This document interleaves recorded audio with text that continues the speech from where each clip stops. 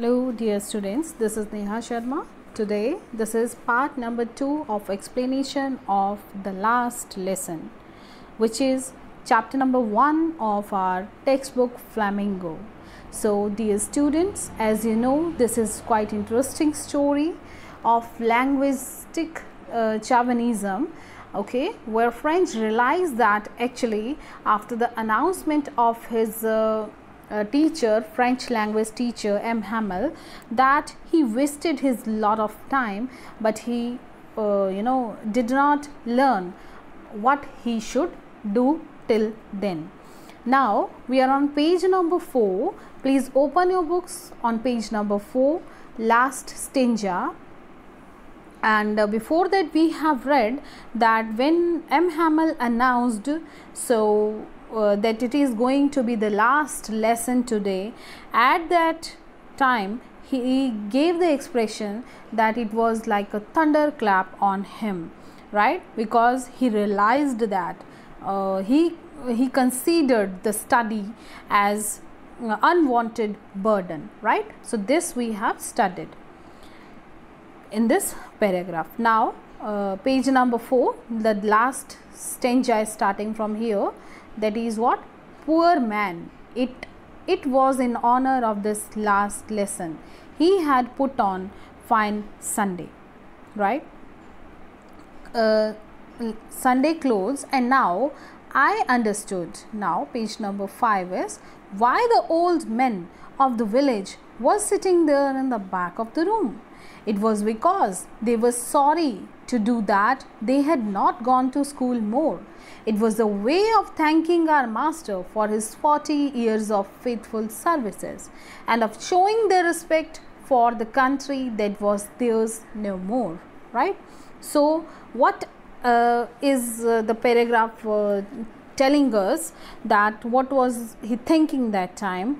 So now French, as he knew that M. Hamel was wearing his best dress in honor of that last lesson, he also realized that the village men had come to pay respect and thank M. Hamel for his service of 40 years in this school, right? Now he had got all that, and the village men had come to the class as they are thanking, they are just not repenting, they are there to thank Mr. M. Hamel for his long services and showing their respect for the country that was theirs no more, and they are repenting also, right?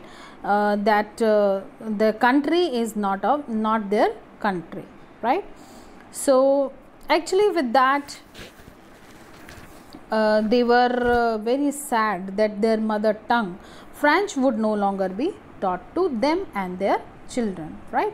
Next paragraph. While I was thinking all of this, I heard my name called, right? Now when this French is telling, when he was thinking all of this, now he got to know that what is the problem, what is the unusual things he was noticing when he entered in the school, right? Now he came to know the reason behind that, and that time when he was thinking all that, the teacher calls out his name as it was his turn to recite the topic, what? Participles, right? While I was thinking of this, I heard my name called. It was my turn to recite what I would not have given to be able to say that dreadful rule for the participle all through, very loud and clear and without one mistake. So dear students, this dreadful is what here? That dreadful is frightened, okay? So as we have read in the starting of the story, that he was not at all willing to go to school because teacher has given them the topic participle, right? And what he is saying, as the news had impacted French, he was eager to study, and he was not actually not clear, this topic was not clear to him and all that. So So he is saying that what I got mixed up all the first word and stood there holding on to my desk, my heart beating and not daring to look up. Right. So that is what he is saying here. Let's see. Actually, he did not know the answers. Right. He did not know that what the participles are. But I got mixed up on the first words. Right. So he got confused and stood quietly there, as it is a general tendency, of the students when they don't know, they see outside or they try to search the answers on the roof or somewhere. So same was the expression of French also that day. His heart was beating as fast as he was ashamed of himself and did not have the courage to face his teacher. That was the difference actually from the students of nowadays and French, right? He was regretting actually that time. Okay, so the next paragraph says, I heard M. Hamel say to me. Now this paragraph is very important. Please listen carefully. I heard M. Hamel say to me, I won't scold you, little French. You must feel bad enough. See how it is. Every day we have said to ourselves, bah, I have plenty of time. I will learn it tomorrow. And now you will see where we have come out. I have told you yesterday also, in the last video also, that there was a feeling of procrastination actually, and moreover in all the people, right, that we will do it tomorrow and after that and after that, and that tomorrow never comes, right? So this is called this feeling actually. So that's why M. Hamel is scolding him or telling him actually that I will not blame you for this and that.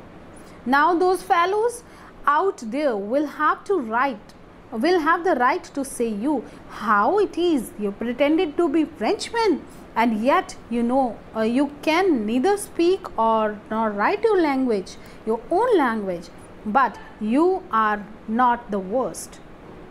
Poor little French, we all have a great deal to reproach ourselves with. So what the teacher is saying here, let's see. So M. Hamel told here to French that he would not scold him, right, as he had realized his mistake, because that day and every day French told himself, or the students like French told, that they would study the next day, and now and the opportunity to study when it is ended, and he knew nothing. Clear? So this is the case here.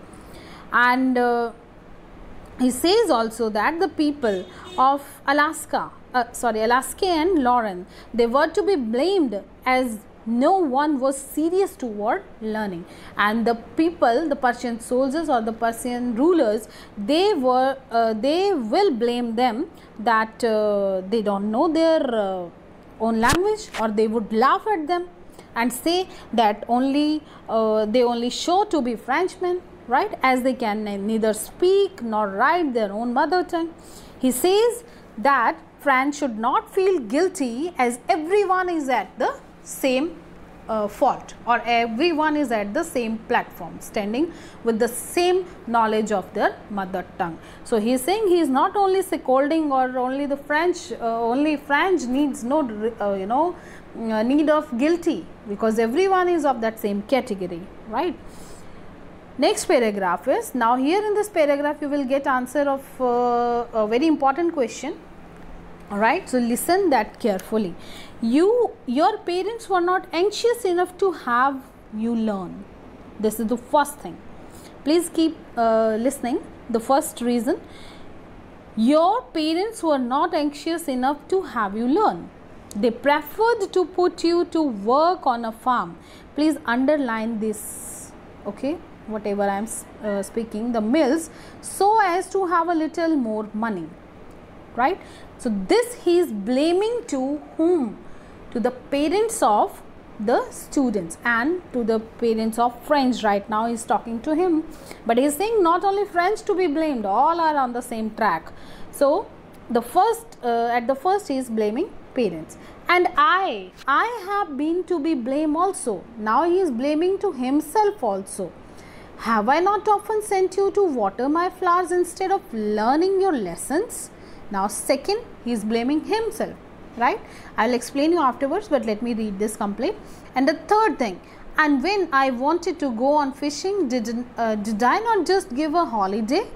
This is, he is blaming himself, right? So the two things, what the two persons he is talking to, he is blaming. First is, he is saying the parents are to be blamed, that the parents were not interested in getting the students educated, right? They wanted them to work at farm or a mill so that they can earn money, right? And further he says that as a teacher, he was also not interested in teaching them. He would send them to his home or his garden to water the plants. Sometimes he would declare a holiday and go for fishing also. So he was also to be blamed with that, for that reason. Now we are going to the third reason. He is blaming to whom? Let's see. Then from one thing to another, right? So three things he has told here that we have to notice: the students himself, the procrastinated nature of the students. Second, he told parents and blamed parents, and third, he blamed himself, right? Then from one thing to another, M. Hamel went on to talk of French language, saying that it was the most beautiful language in the world, the clearest, the most logical, that we must guard it among us and never forget it. And the next thing he had told about the French language, the mother tongue. And what did he speak there? That he told about the French language, right? That is very beautiful, that is very logical and all that. Now, because when a people are enslaved,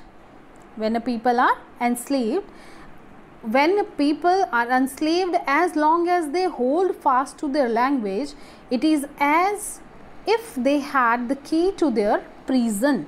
So till this we will study first, So here next he is saying, M. Hamel praises the mother tongue also. What is the mother tongue? That is, what is the mother language? That is what? French, right? So he is praising that language, and he is saying that French language as being the most beautiful, clearest and the most logical language in the world, right? This you have to underline and you have to learn this also.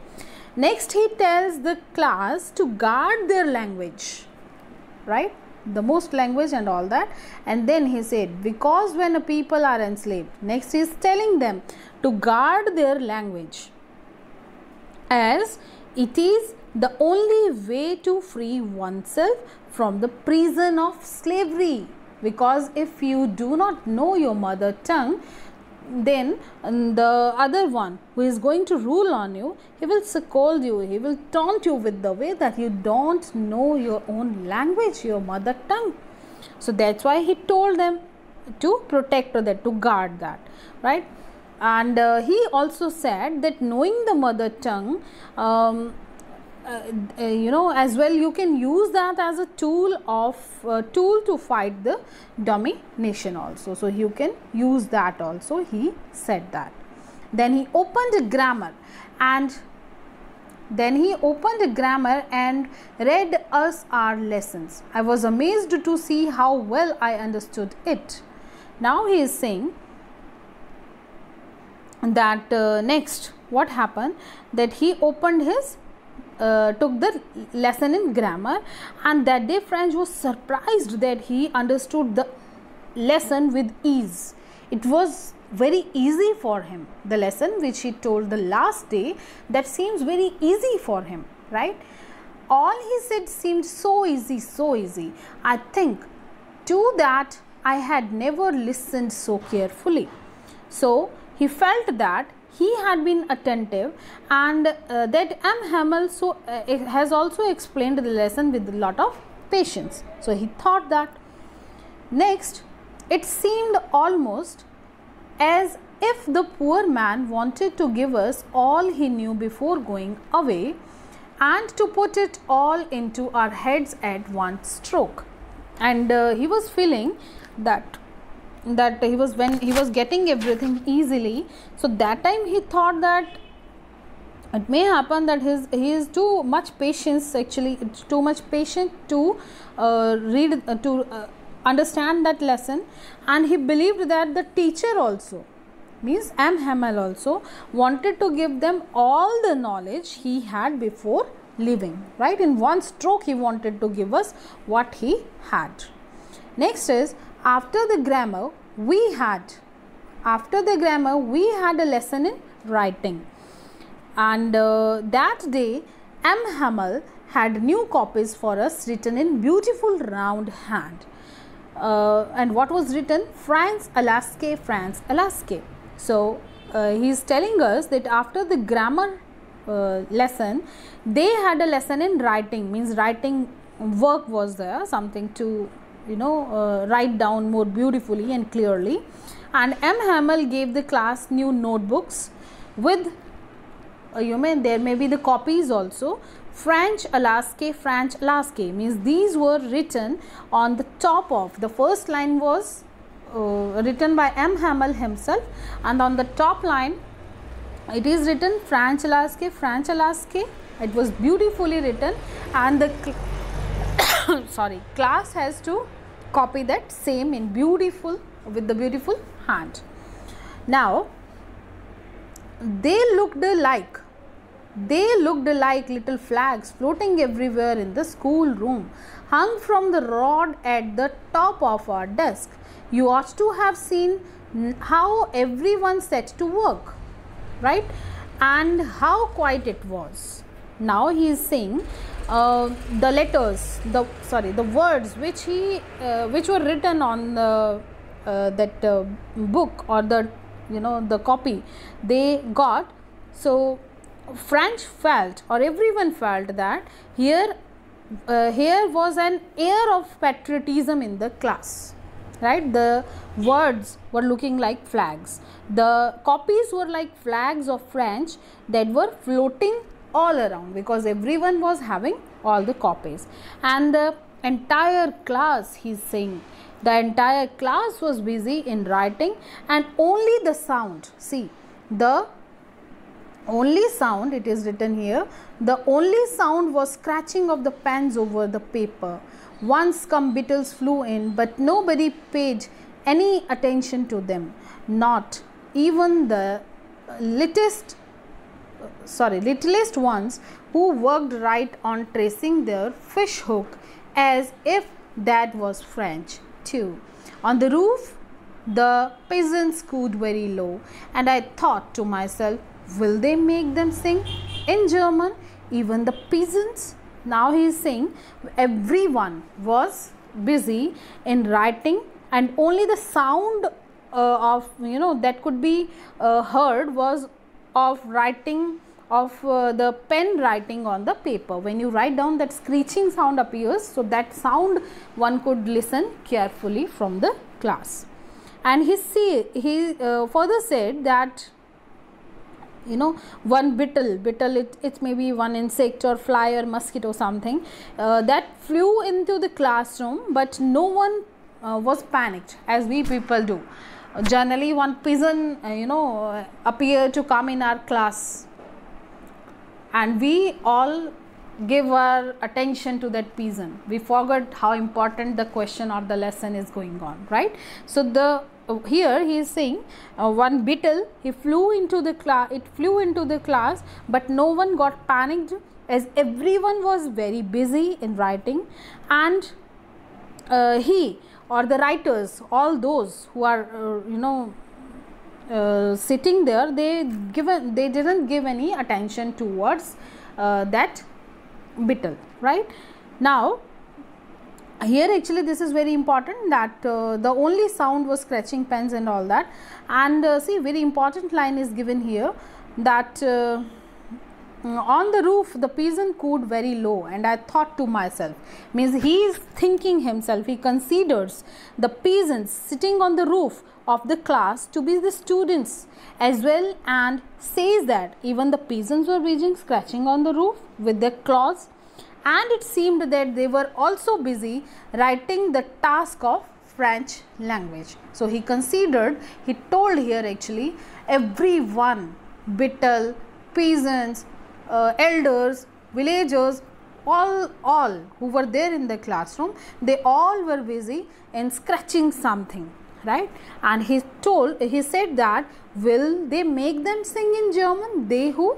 The Persian, right? In further, will they also learn which language? German language. Next.